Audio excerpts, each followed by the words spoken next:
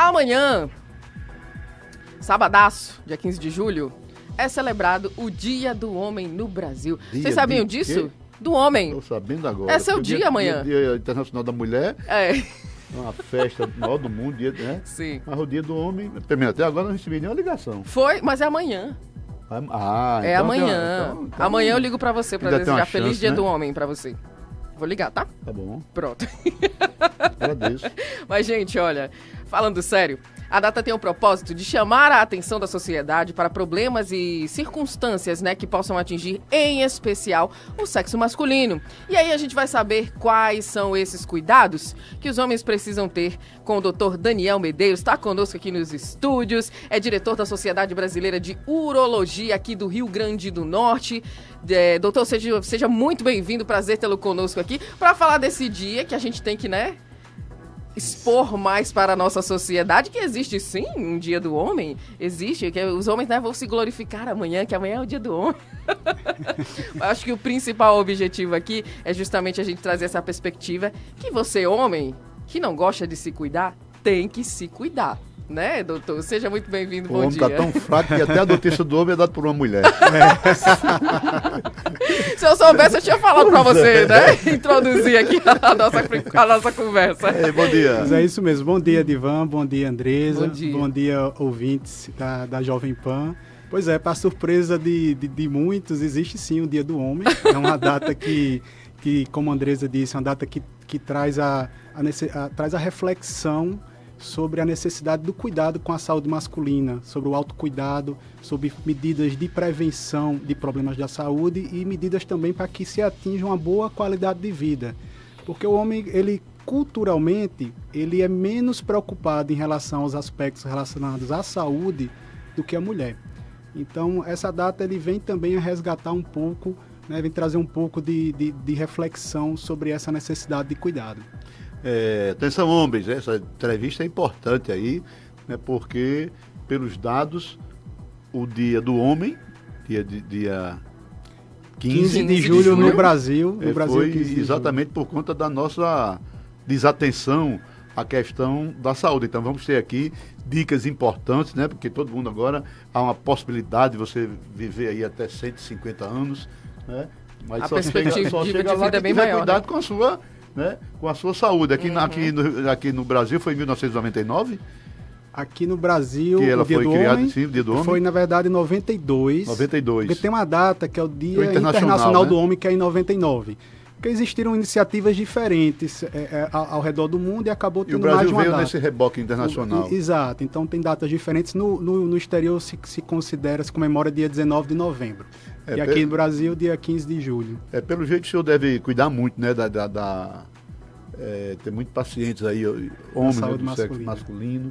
E é verdade mesmo essa estatística de que realmente o homem é mais desligado com a saúde, né?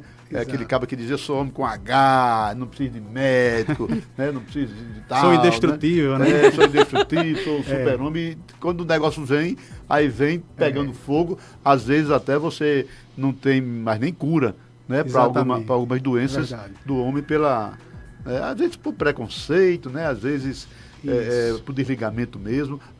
Acontece isso mesmo? Acontece. É estatístico? Acontece. O homem ele procura menos a assistência à saúde. Isso vem mudando gradativamente. Sim.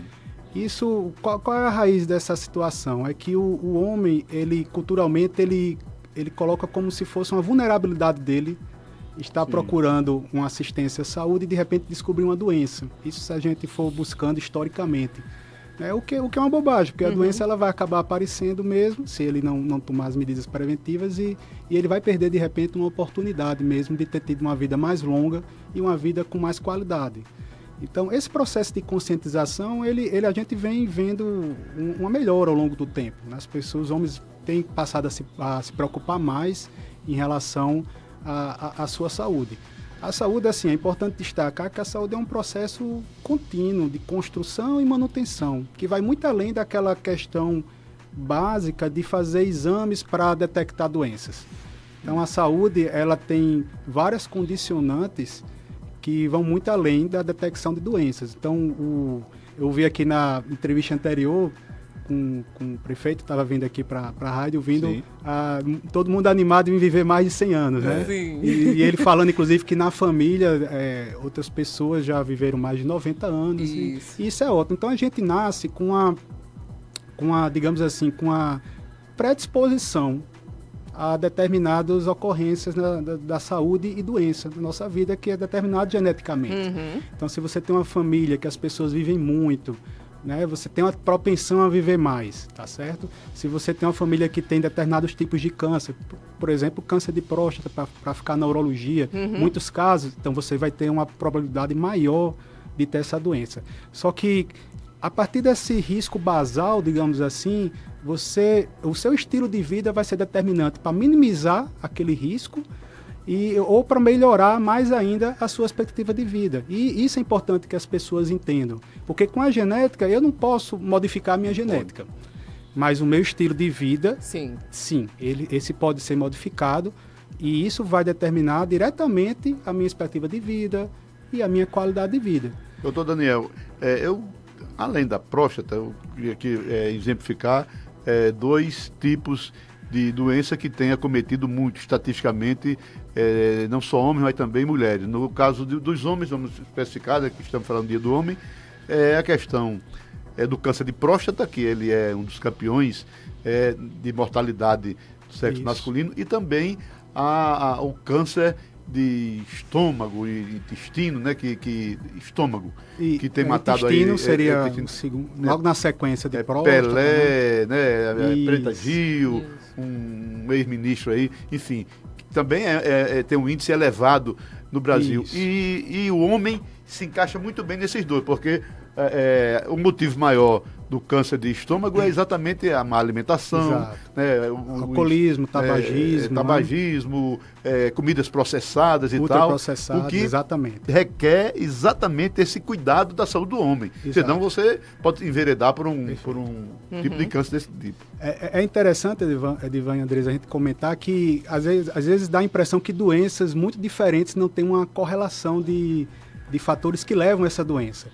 Mas a gente coloca câncer de estômago, câncer de intestino, aí câncer de próstata. Aí se a gente for para outra ponta, doenças cardiovasculares, hipertensão é causa de morte, infarto, AVC, a gente vai ver que na base, claro, tem algumas particularidades de cada doença dessa, mas na base o estilo de vida vai interferir diretamente em cada uma dessas doenças. Isso que é interessante, porque às vezes a gente raciocina como se as doenças elas fossem totalmente independentes. Mas uma mesma condicionante, como por exemplo a dieta, ela vai interferir sobre o risco de todas essas doenças. Então a gente tem uma série de condutas que podem ser tomadas, uma série de dicas, digamos assim. Pode dizer essas dicas logo, eu vou anotando. Vá anotando. Anotando para não esquecer. Cada médico que vem aqui... Já tem um livro, né? E ele vai mesmo. Como é a farmacinha, né? A farmacinha da emergência, né? Pra coisa. Cada médico que me dá uma dica aqui, eu cumpro. Eu vou dar as dicas e vou depois perguntar quantas você está seguindo. Olha, é isso mesmo, doutor. Mas é interessante, se a gente fizesse uma reflexão da seguinte forma, se a farmácia, que a gente compra os medicamentos, vendesse um medicamento que oferecesse uma expectativa de vida longa. A pílula da vida. E com qualidade. Quanto é que você pagaria por esse medicamento? É verdade? Com certeza. Só que o medicamento aí não existe, mas o que a gente pode fazer para ter o efeito desse medicamento, isso existe. Aqui eu vou citar algumas dicas que são importantes nesse caminho. Tá certo? A primeira dica que eu colocaria é a dieta, de fato. A dieta é fundamental, você já tocou nesse assunto. Faço mais ou menos. Quando a gente fala dieta, vamos colocar assim, a base alimentar. Não é que a pessoa nunca vá fugir daquele padrão. Não sejamos radicais, né? Pelo amor de Deus, gente. Não radicalismo não dá certo em canto nenhum. Pois não existe. Uma frangolândiazinha a semana inteira e no final de semana você... Uma coisinha ou outra ali. Exato. Não, tem. O equilíbrio é a saída, geralmente. Então, evitando alimentos ultraprocessados, ricos em sódio, ricos em açúcares refinados, gorduras saturadas. Então, esse tipo de dieta, ele favorece esses tumores, por exemplo, né? E todas aquelas outras doenças, hipertensão, diabetes, AVC e o próprio câncer de próstata até.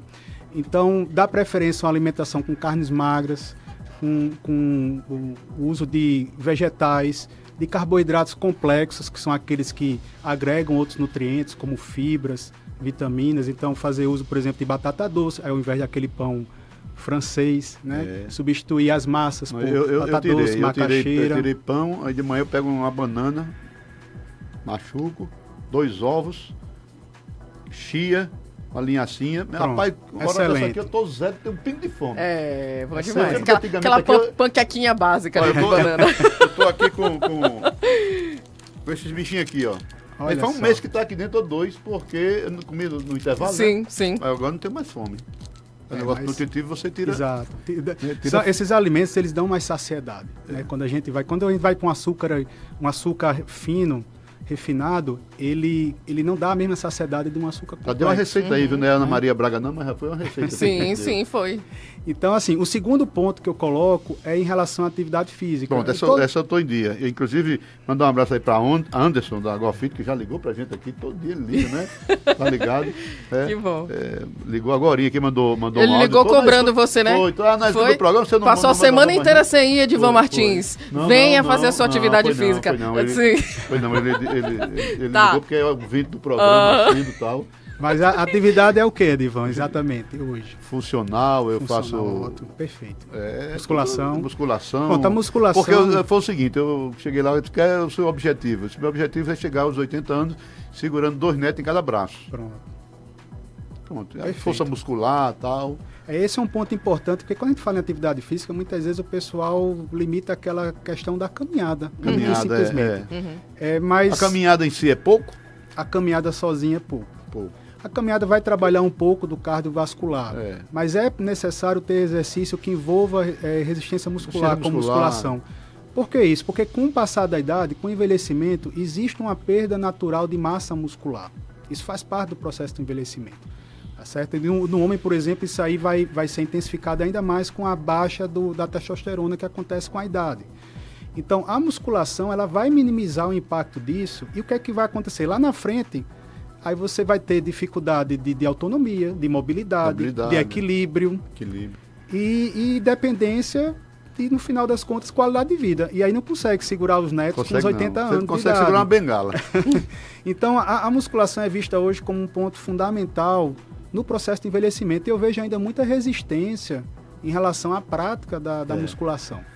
Isso é uma coisa que precisaria mudar. O povo diz, doutor, que é meio chato, né? Mas tem que criar ali um ambiente que seja legal, né? Eu acho que o mais difícil é começar, não é isso mesmo, Edvan? Depois que você começa, a atividade física, ela faz o organismo liberar algumas substâncias que são endorfinas, que causam prazer, inclusive. Sim. Então, após aquele período inicial de resistência, você começa realmente a sentir prazer com a atividade física e mais, você daqui a pouco está sentindo falta de realizá-la quando você para alguns dias. Já estou criando um muquezinho aí. Arrasou.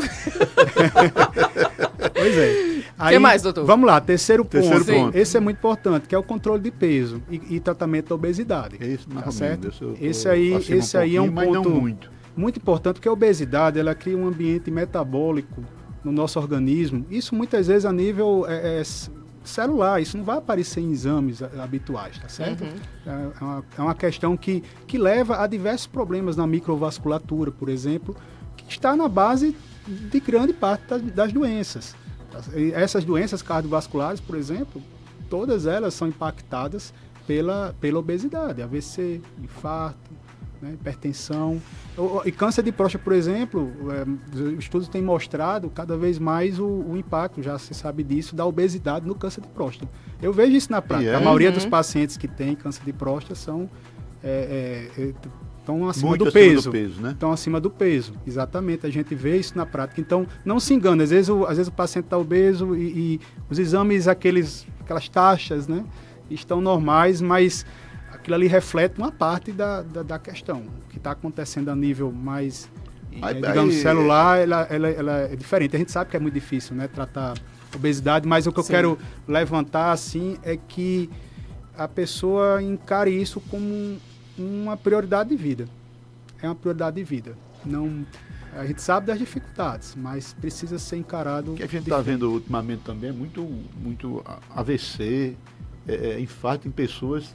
novas. Em pessoas novas, né? Que você tem... Morreu agora um menino cinegrafista Zenob, lá de Mossoró, foi aqui da InterTV Cabugi, com 59 anos, tem pessoas com 35, 50 anos que... Inclusive a própria incidência do câncer mesmo, né? Ele vem já com um pessoal muito novo, né? 20 anos, 30 anos já está ali apresentando, né, um câncer.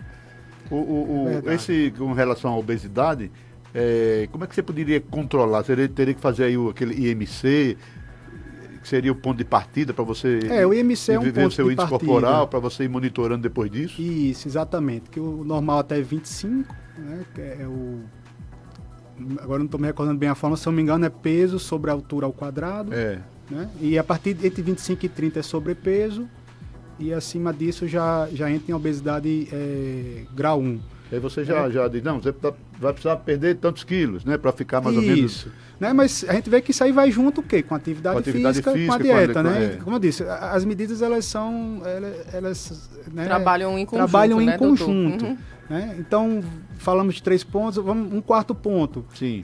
Em relação a vícios que são prejudiciais à saúde. Isso é importante. Então, tabagismo. Alcoolismo, né? Então, uma cervejinha aqui e lá também não faz mal, não? Não. Assim, como eu disse, como eu disse, o né? equilíbrio, ele é a chave da... Não pode beber todo dia. Exatamente. Fica viciado e faz... Porque acaba que a bebida entra também na questão social, que eu diria que seria um quinto ponto, que seria você priorizar também momentos de lazer. Exatamente. Né? Então, às vezes, a bebida ele acaba entrando um pouco nisso, mas também não deve ser... Sem exagero, né? Com excesso. A cerveja, propriamente, ela tem uma desvantagem maior em relação à questão de ser mais calórica, né? A ingestão. Né? Além da questão do próprio álcool, né? Então, se a gente comparar, por exemplo, o vinho ele também tem um certo grau, né, de calor... porte calórico, mas ele também traz outros benefícios, porque tem substâncias antioxidantes. Então, comparativamente, o vinho seria uma bebida bem melhor do que a cerveja para a saúde. Inclusive, tem trabalhos mostrando que em baixas doses, uma taça por dia pode inclusive trazer benefícios para a saúde. Então, a questão do lazer, isso é uma coisa muito importante na sociedade, porque a gente vive aquela situação de pressão, de estresse. Se você não tiver um contraponto a isso, aí você entra em outro problema que a gente vê muito. Uma cervejinha com os amigos. Isso, tem que ter. Cervejinha assim no ditado mais... Mas pode ser uma cachaçinha leve. Esse lazer também pode ser um cinema, pode ser uma música. Você tem que ter algo, isso aí compõe o conceito de saúde. Você tem que quebrar um pouco aquela rotina do dia a dia. Né, para viver melhor. Isso para a mente é importante, tem aquele tato que mente, sangue, corpo, são, não é isso? Então, para a mente, isso é muito importante. A gente vê hoje muitos problemas relacionados a transtornos psiquiátricos, né? Sim. De ansiedade, depressão. Claro, existem várias condicionantes, mas a pessoa que leva a vida naquele modo estresse, né, trabalho e tudo, todo, e que não tem aquele momento de lazer, ele está mais propenso a desevolver esse tipo de problema. Vai refletir sempre, né, no corpo. Já está na minha agenda. Vou lá para o Tamo Junto. Para ver as Yasminas. Olha, arrasou. Tal, maravilha. Pessoal. Sim. Você vai cantar? Vou mais tarde. E quem canta é bom? Olha aí. Ótimo. Olha aí. Doutor. Quem é desafinado se lasca. Sei não, viu? A gente está falando muito aqui da questão dessas doenças em si, né? A gente trouxe aí algumas dicas, que são dicas ali, que a gente sempre bate, né? Dessas mesmas teclas, assim, que as pessoas precisam ter ali uma atividade física, uma alimentação mais adequada. Agora, a gente citou, a própria Divan citou aqui algumas doenças que acometem ali os homens. O senhor teria um ranking? Como é que está o nosso país com relação a isso, a essas doenças? Qual é a primeira? Qual é a segunda? O que a gente tem que se preocupar mais ali? Os homens, né? Os homens, né? Certo. As doenças cardiovasculares, elas realmente acabam tendo o maior impacto, assim, em termos de sobrevida, certo? Como um infarto, né? E o AVC seriam as doenças, digamos assim, que mais impactariam nesse aspecto. E tudo tem a ver com isso que a gente falou, exato, né? Com esses cuidados. Então isso para a mulher também, né? As doenças cardiovasculares, elas estão relacionadas também ao processo de envelhecimento.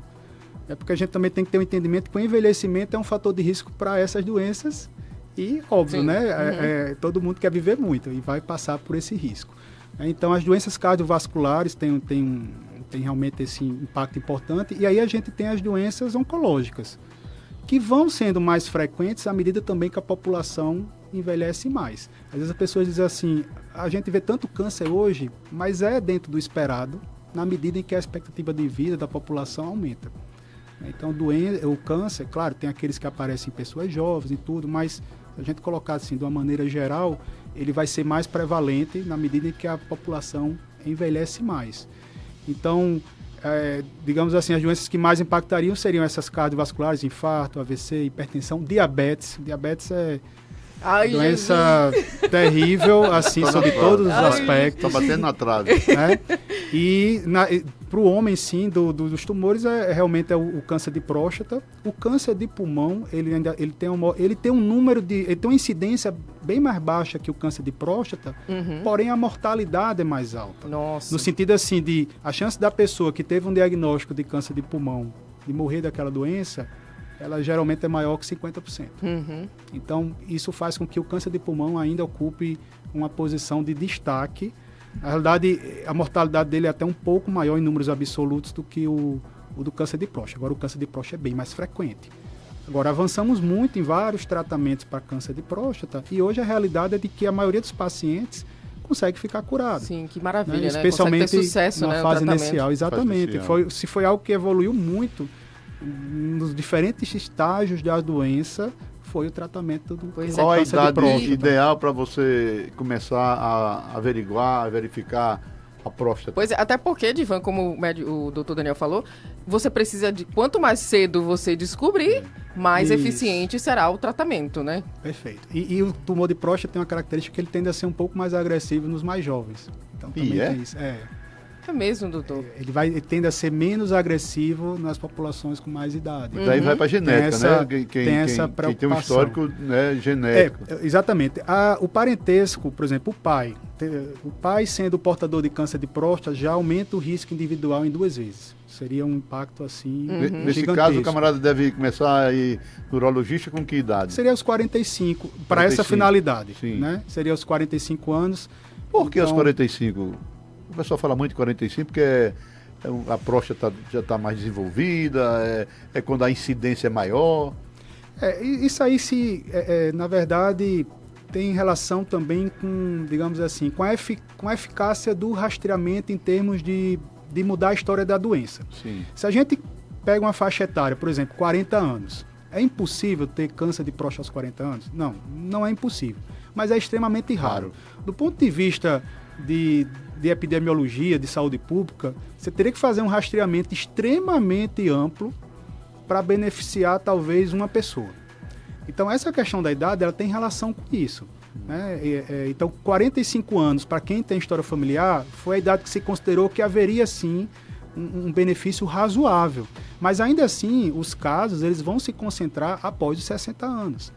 Tá certo? Então isso é um motivo frequente de discussão. A questão da idade vai ter relação com isso, né? Até que ponto o trabalho de rastrear muita gente vai gerar alguma repercussão. Então, dá muito então é uma questão de epidemiologia mesmo. Dá muito preconceito dos homens que ficam olhando assim pro dedo do né? Se o dedo é grande ou não, se é comprido. Oh, meu Deus! Há muito preconceito, né? Depois de 70, é difícil você levar um cara pro urologista. Né? Eu não quero fuxico de jeito Ai, Jesus, mas não fui até os 70, não fuxico. Olha, hoje melhorou muito isso, né? Porque eu acho que a informação, né? Melhorou muito, assim, hoje na realidade, às vezes tem eu até vejo uma coisa interessante no consultório. Às vezes o paciente vem ter uma segunda opinião porque o outro médico não fez o exame do toque. Acontece por alguma razão, digamos assim. Então os pacientes eles se preocupam. Claro, não é um exame que vai achar bom de fazer propriamente, mas é um exame que quando é feito, a maioria percebe que é mais simples do que pensava. Né? E aí você vai seguir a encarar aquilo ali como exame. Eu me preocupo muito sobre esse ponto do exame do toque, porque ele também não deve ser um fator de afastar o paciente do urologista. E isso eu ainda vejo no seguinte aspecto. Às vezes o paciente não procura uma avaliação com receio de que seja obrigado, que não existe isso, né? A gente não vive nesse tempo mais da medicina, como se o médico fosse obrigar o paciente a fazer o exame de toque. Então, o médico tem a função de esclarecer e dar o melhor direcionamento. De vez em quando tem um paciente que não se sente confortável de fazer. Não tem problema, mas ele vai fazer outras avaliações que também são importantes e necessárias. Né? A consulta urológica ela não se resume a um exame de toque. Tem um PSA. Né? Tem um PSA, tem toda uma avaliação do histórico de sintomas urinários, né? Tem a parte da sexualidade. Então, assim, a consulta urológica não se resume a isso. E às vezes eu fico com receio de alguns pacientes se afastarem de fazer a consulta com medo do toque. Sim. Não quer fazer, tranquilo, não tem problema. A minha experiência nisso aí, eu digo com muita certeza, é de que a maioria dos pacientes que no início chegam sem querer fazer o exame, ao longo do tempo, à medida que você adquire a confiança e tudo, às vezes o paciente mesmo pede para fazer, porque ele começa a ficar incomodado porque está acompanhando e não fez. Isso é bem interessante. E também tem muito da relação médico-paciente. Sim. Ele vai se sentindo mais confortável com o médico, tudo aquela relação de confiança, e ao longo do tempo ele faz. Isso não invalida aquele período que ele não fez o toque. O toque é mais uma ferramenta, não é a única. Doutor Daniel Medeiros, fazendo um link da questão da próstata com a alimentação, tem algum alimento que vai direto para a próstata, beneficiando, né? Puxar o seu gancho aí para puxar a pergunta aqui do Ronaldo, que ele justamente lá no nosso chat no YouTube, ele está perguntando, Menca, pergunta a ele se tomate faz bem à próstata, ou é uma informação fake, né? E tomate com pimenta do reino, um suco de tomate com pimenta do reino. Tem muita vitamina C e tal, tem alguma ligação, algum alimento desse? Tem uma ligação. Na verdade é o licopeno, que é uma substância que tem no tomate, né, que é fazer suco aí e sorvete de tomate, né? Não, mas é o que acontece. Alguns trabalhos mostraram que o licopeno ele pode ter benefício realmente na saúde prostática, mas aí eu faço um adendo em relação a isso. Né? Já se mostrou também que é muito mais importante a sua base alimentar do que propriamente você inserir uma outra substância. Isso aí vai ter um efeito muito limitado se sua base alimentar não é boa.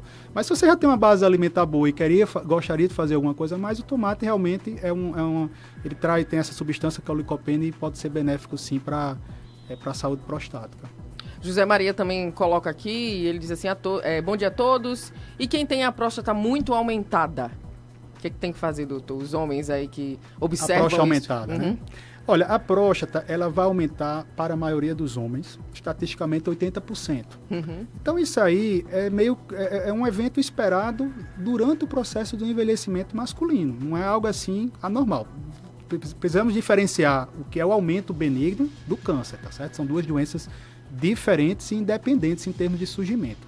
Então, o homem ele vai ter essa tendência a ter o aumento da próstata, a partir ali dos 45, 50 anos, e a gente vai acompanhar como é que vai ocorrer esse aumento. Né? Se esse aumento vai ser mais acentuado, se vai ser menos acentuado, se vai provocar sintomas urinários, que tipo de sintoma? Dificuldade para urinar, jato fraco, uma micção constante, ou seja, ficar em toda hora ao banheiro, aquela vontade repentina de urinar, aquela sensação de que não esvaziou completamente a bexiga. Esses são sintomas que podem estar associados ao crescimento da próstata. E a partir dessa avaliação que envolve o tamanho desse crescimento, né, o grau desse crescimento associado à intensidade de sintomas, o médico vai propor um tratamento. Tá certo? Que muitas vezes o tratamento medicamentoso vai ser suficiente para controlar aquela doença. Tem um exame que confere isso? Tem uma espeleolo... do aumento da próstata? De urina... Não, a gente faz uma avaliação ampla que envolve ultrassonografia. Então, a ultrassonografia, ela nos coloca um valor, um dado lá de volume prostático, né? De peso prostático. Ele vai dizer, a sua próstata tem um peso estimado de 50 gramas. Então, a gente tem um parâmetro objetivo de acompanhamento a médio e longo prazo. Né? A ultrassonografia é um desses exames, né? O próprio toque vai ajudar nessa estimativa. O toque, o que é que o toque acrescenta de informação? Que as pessoas perguntam. Né? Porque o dedinho vai lá, ele faz o quê? O que é que ele sente, né? A consistência. Então, essa é a diferença. A consistência é como assim? Se ela está lisa, se está carraspenta, se está... Carraspenta, espetando o dedo. Né? Espetando o dedo. O que acontece? O crescimento benigno ocorre com uma consistência que chamamos de fibroelástica. Enquanto que o câncer, ele costuma levar uma consistência endurecida daquela área onde o câncer está surgindo. Tá certo? Então, o toque ele pode levantar essa suspeita de câncer, por isso que ele é indicado. O toque você dá uma geral na próstata, arrodeia a bichinha todinha. Faz a volta. Faz a volta, né? 360. É para ver a consistência. Exatamente. Então, a ultrassonografia transabdominal, que é aquela que faz pela barriga, ela não consegue fazer essa diferenciação de repente, um nódulo que tenha risco de malignidade. Se a gente fosse fazer um exame de ultrassonografia para ver isso, teria que ser a transretal, que é bem mais desconfortável que o exame do toque. Então já foi comparado, inclusive, e os dois têm uma eficácia semelhante, só que o toque é muito mais prático, não teria sentido. Né? Exato. Então, quando a gente avalia, voltando à pergunta inicial, a hiperplasia, a gente vai levar em consideração os sintomas urinários, a qualidade de vida, o quanto aquilo está impactando, e vai adotar um tratamento. Para os pacientes que não respondem bem ao tratamento clínico, ou seja, tomei o medicamento, observei um tempo, mas continuo com progressão de sintomas, a qualidade de vida está ruim em relação à micção, aí esse paciente vai ser direcionado para um tratamento cirúrgico. Mas 90% dos pacientes eles conseguem sim controlar com medicamento. Doutor, e só para a gente finalizar aqui, o pessoal está perguntando aqui com relação também ao PSA, né? Sim, o PSA. PSA, né? Qual a importância, como é que a gente identifica ali, o que está acontecendo, né? O PSA é um exame fundamental na avaliação urológica. Ele se altera em algumas situações, dentre as quais o câncer de próstata, certo? Mas ele também pode se alterar em outras circunstâncias, como, por exemplo, infecção na próstata. A própria hiperplasia pode aumentar um pouco o PSA. Então, ele deve ser visto sempre com a avaliação do profissional para fazer a devida interpretação. Mas, de maneira geral, nós temos valores de normalidade em razão da idade. Então, até 60 anos seria 2,5 normal, acima de 60 anos seria 4. Porque ele vai aumentando com a idade. Está querendo ser consultado aqui. Está perguntando, meu PSA deu 3,5. É bom? Pois é, 3,5 para quem tem mais de 60 anos está normal, mas como eu digo, tem que ser avaliado juntamente, por exemplo, com o toque. Se um paciente tem um PSA de 3,5, faz um toque e tem uma área suspeita de câncer, então ele vai ser investigado sob essa perspectiva. Aí você vai fazer uma biópsiazinha, né? Aí muitas vezes vai fazer uma biópsia. Tá? Então o PSA é importante nesse aspecto, ele nos traz o risco. Está atrelado ao risco de câncer. Não quer dizer que o PSA alterado seja câncer, tá certo? Mas se um PSA está alterado, o risco vai ser maior do paciente ter câncer. E para aquele paciente, doutor, que já fez uma cirurgia, retirou a próstata, como é que esse PSA atua? Aí, assim, existem várias cirurgias diferentes de próstata, só para não ter uma confusão. Existe a cirurgia para câncer, em que a próstata é completamente retirada, tá certo? E aí a gente tem parâmetros fidedignos de PSA nesse segmento, e quando ele volta a aumentar, é um indício indireto de recorrência da doença. Esse é um primeiro cenário. Certo. Um segundo cenário é o paciente que fez uma cirurgia para doença benigna, que é o que a gente estava comentando agora há pouco. A cirurgia para doença benigna retira parte da próstata que está causando a obstrução urinária. Não se retira a próstata inteira. Parcialmente. Retira parcialmente. A que está afetada. Porque são cirurgias que causam impactos diferentes, tá certo? A cirurgia de câncer tem um potencial de impacto em qualidade de vida bem maior do que a cirurgia para a doença benigna. Então, esse paciente, depois que faz a cirurgia para a doença benigna, ele vai precisar fazer um acompanhamento normal. Porque o risco dele desenvolver câncer é o mesmo do paciente que não fez essa cirurgia, tá certo? Inclusive, o câncer, ele costuma surgir em uma área diferente da área do crescimento benigno. Então, o paciente fez uma cirurgia de próstata para a doença benigna, ele tem que acompanhar com um urologista normalmente como se não tivesse feito, digamos assim, para fins de rastreamento do câncer de próstata. Então, são dois cenários diferentes. Né? Outra pergunta. É possível remover a próstata de forma preventiva? Existe isso, doutor? Não é que não é possível, é que não tem essa recomendação, essa conduta. Talvez faça um paralelo, por exemplo, uma determinada época, não estou lembrando da atriz que retirou as mamas, né, por um risco... Angelina Jolie, pronto, me lembrei. Pronto, ali foi um caso, mas ali existe em literatura que mostrava, por exemplo, que a chance dela desenvolver a doença era de 100% por uma questão genética, por uma avaliação. Em próstata, a gente não tem isso. Então, assim, retirar preventivamente para não desenvolver um câncer não é uma conduta, assim, embasada na literatura. É uma coisa totalmente experimental. A extração total da próstata gera impotência? A extração total tem um potencial de gerar impotência, tá certo? pelo menos temporariamente. Sim. Mas os tratamentos mais modernos, eles têm minimizado esses impactos. Tratamentos com cirurgias minimamente invasivas, né, que começou-se com a laparoscopia, que é aquela que o pessoal chamava de a laser, né, que na verdade não é a laser, é a cirurgia que é feita através de pequenas incisões.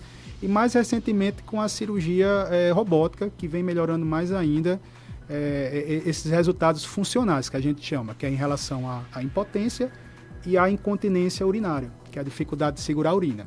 Então, os métodos mais modernos de tratamento vêm minimizando esses impactos, sim, em relação à cirurgia. Mas não dá para a gente dizer assim que, vou fazer e não vou ter esse problema. Não. Sim. Na verdade, o que a gente fala é de probabilidade, é estatística. Estatisticamente, os tratamentos hoje são bem melhores do que eram há 20 anos atrás, por exemplo. Que bom, né, que a nossa ciência evolui, né, doutor? Isso, verdade. Quero agradecê-lo, muito obrigado. Acho que se a gente fosse ficar aqui com o doutor, a gente ia ter tanta dúvida, Edivan Martins, né? Questionar tanta coisa, né? Para que vocês que estão aí do outro lado, homens... Se encorajem. Tomem cuidado, cuidem da vida. Algum conselho, se for usar alguma coisa robótica, não vá fazer em Alagoas. É? Por quê? O que aconteceu lá? Tem uns kits lá da robótica que é melhor retirar. Sim. Ali é outra robótica. Pelo amor de Deus, Edivan Martins. Não vá lá para Alagoas porque pode dar problema. Você tem que ir ao médico. Você tem que ir ao médico se cuidar, né? Não ter problema com questão nenhuma, porque o mais importante é a gente sempre se prevenir, né, doutor? Verdade. A prevenção sempre tá ali, a principal bandeira, né, que a gente achia todo dia aqui pra você. Quero agradecer ao doutor Daniel Medeiros, urologista, diretor da Sociedade Brasileira de Urologia aqui do nosso Rio Grande do Norte. E a gente só tem a agradecer todas as informações. Muito obrigada, viu, doutor? Eu que agradeço, Andresa, Edivan, por esse espaço para a gente abordar um tema tão importante que é a saúde masculina e trazer um pouco de reflexão e encorajamento também para quem está nos ouvindo. Se eu pudesse, ia puxar a orelha de todo mundo. Isso, todos os... Exato. E você que é mulher, puxa a orelha do seu marido, puxa a orelha do seu namorado, né? Que às vezes fala, não vou, não sei o quê. Não, elas não vêm quero. Trazendo, viu, às vezes, o paciente no consultório. Pois é, né? Tem que garantir ser assim. lá. Que, vai puxando. Está se consultando. É isso mesmo, faz parte também, né, doutor? Muito obrigado, Exato. um ótimo final de semana, viu? Um abraço, obrigado. 11h45, vamos embora, Ricardinho, pro nosso intervalo comercial. Tudo.